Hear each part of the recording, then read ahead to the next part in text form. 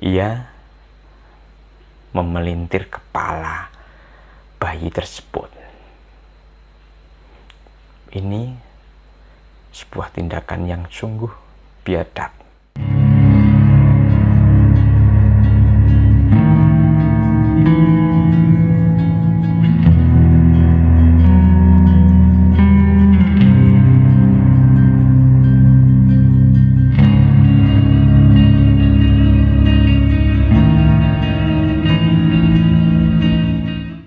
Salam jumpa kembali Sobat Irasional. Kali ini kita kembali di studio, tidak jalan-jalan, tapi terima kasih yang sudah subscribe, sudah mendukung channel ini. Saya mengucapkan terima kasih sebanyak-banyaknya. Nah, kali ini kita akan membahas mengenai sebuah tempat. Tepatnya tempat ini adalah rumah.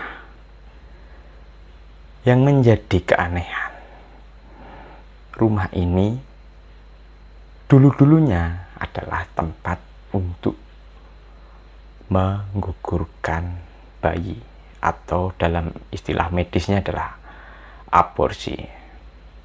Awalnya kami melayani klien, di mana ketika ia tinggal bersama keluarganya di rumah yang baru, ia mengalami banyak gangguan. Nah, gangguannya itu macam-macam, mulai dari suara, bayangan yang lewat, hingga benda yang bergerak seperti botol mineral yang diremas, atau mungkin gelas yang bergeser. Nah, itu gangguan-gangguannya semacam itu. Nah, pastinya Anda tahu bagaimana rasanya jika tinggal di rumah dengan beberapa fenomena seperti itu. Tentu Anda akan merasa cukup terganggu. Gangguan yang paling parah ketika si ibu dari keluarga ini merasakan atau mengalami sentuhan dari makhluk yang tak kasat mata. Ketika si ibu ini tidur, merasa lengannya disentuh atau dipegang oleh sebuah tangan yang kecil. Dia mengira bahwa tangan yang menyentuhnya adalah seorang anak yang mungkin berusia balita. Tentu saja ibu ini merasa kaget dan ketakutan, karena begitu ia bangun dari tidurnya, dia tidak melihat siapa-siapa yang ada di kamarnya. Dia tidur sendirian. Kondisi ini tidak hanya dialami sekali atau dua kali, tapi berulang-ulang. Bagi ibu yang sudah sepuh atau sudah tua, tentu saja fenomena ini cukup mengganggu. Belum lagi si bapak dari keluarga ini juga sudah sakit-sakitan atau sudah gerah dalam bahasa Jawanya. Ia sering mendengar suara-suara yang terkadang memanggil namanya. Awalnya ia kira yang memanggil itu adalah anaknya atau istrinya, tapi ternyata bukan. Tak ada yang memanggil. Ketika dia ada yang memanggil, "Pak, Pak, Bapak," gitu. Tapi ternyata setelah dia, "Kenapa memanggil saya?" gitu. "Kenapa kamu memanggil saya?" Dan anaknya merasa bahwa dia tidak memanggil bapaknya. Begitu juga ketika ada suara wanita, dikira adalah istrinya, namun ternyata bukan. Dan memang tidak ada yang memanggil dia. Karena kondisi dan masalah inilah, lantas keluarga ini meminta bantuan kepada kami, tim Irasional. Nah, rumah ini berada di tengah kota Yogyakarta. Jika Anda sobat irasional tinggal di Jogja dan sekitarnya pasti mengenal dengan Pasar Lempuyangan. Nah, rumah yang saya maksud berada di sekitar itu. Untuk tepatnya di mana, mohon maaf saya tidak bisa mengungkapkan karena ini menyangkut privasi.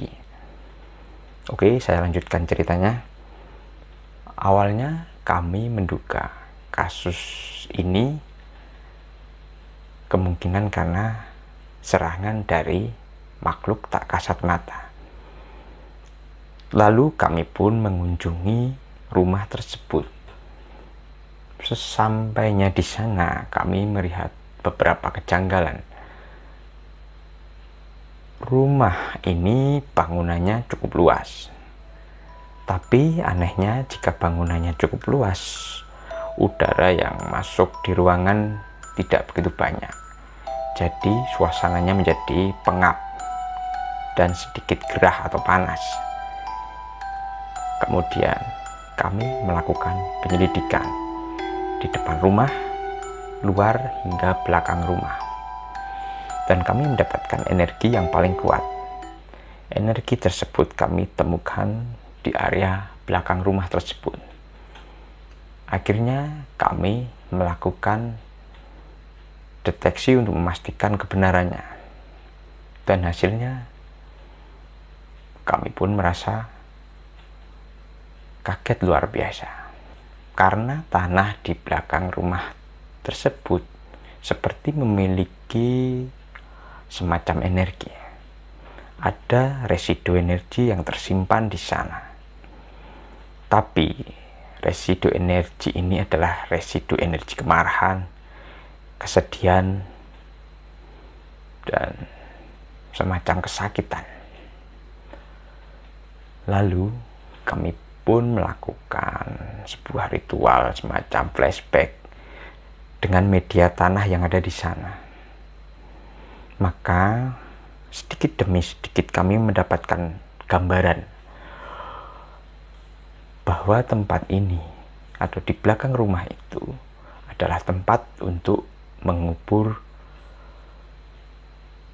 janin bayi atau mengubur mayat bayi. Tapi anehnya tidak hanya satu jasad bayi, karena kami mendeteksi beberapa jasad bayi. Ada beberapa energi yang tertangkap.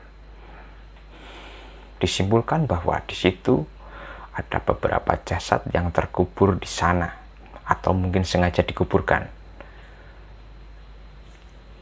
Sekali lagi kami melakukan pemeriksaan. Mungkin saja kami salah atau mungkin terlalu halusinasi atau apapun yang bisa membuat kami seperti itu. Namun hasilnya memang sama. Ada residu dari penguburan jasad bayi. Tapi anehnya, kenapa di rumah sebagus itu ada energi semacam ini? Cukup unik. Klien juga tidak tahu misteri apa yang ada di dalam rumahnya. Karena memang baru pindah beberapa bulan di tempat itu. Kami menduga dalam tanda kutip, tempat itu dulunya adalah tempat untuk menggugurkan bayi. Lantas kami sampaikan dugaan kami kepada klien. Akhirnya kami mencoba melakukan kembali analisa. Lalu tergambarkan lagi beberapa tahun, mungkin jauh dari tahun saat ini, di mana dulunya tempat itu terdapat sebuah gubuk kecil dengan pagar bambu. Dan di samping kanannya, mungkin di belakangnya juga terdapat beberapa pohon pisang.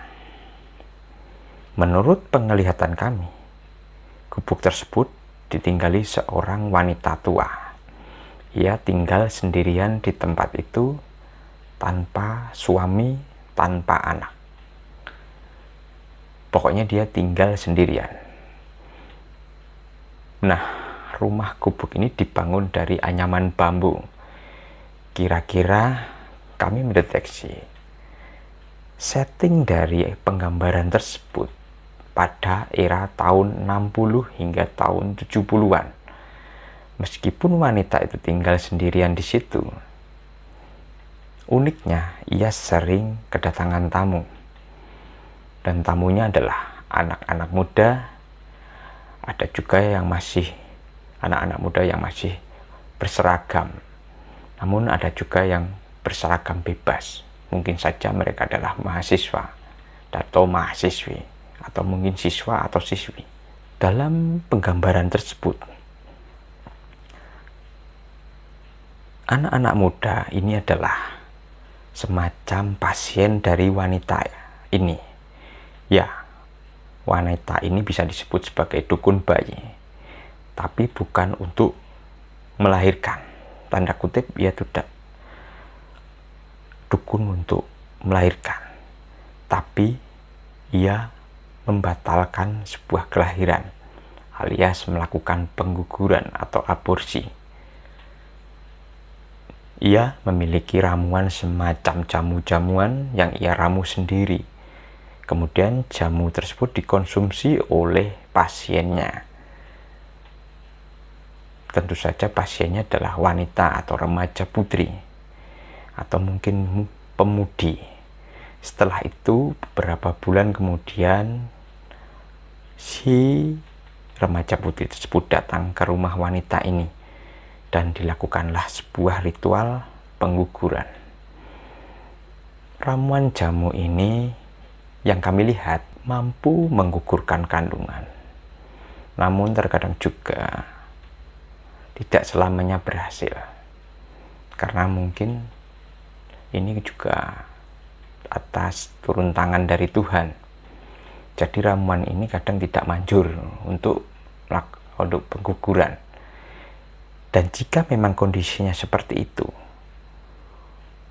wanita tersebut melakukan metode yang mungkin bisa dikatakan mengerikan sekali. Ia akan memaksa embrio atau bayi tersebut keluar dari rahim dengan cara menekan-nekan perut dari pasiennya.